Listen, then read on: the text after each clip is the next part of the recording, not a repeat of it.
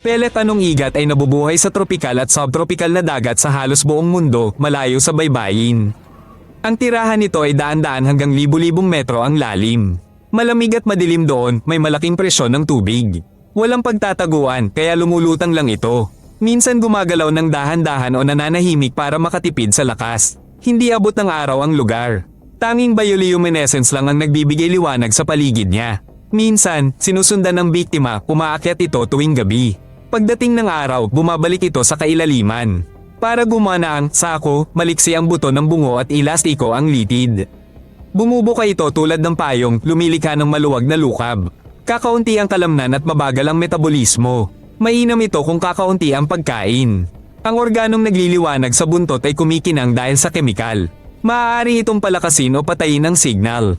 Kaunti lang ang alam sa pagpaparami nito. Lumalaki ang pangamoy ng lalaki, lumiliit ang ngipin para humanap ng babae. Sa palagay mo, alin ang mas nakakatakot, ang bibig nitong parang sako o ang buntot nitong pangakit? Magkomento ka. Panoorin ang lahat ng video sa YouTube channel Mga Halimaw ng Lupa.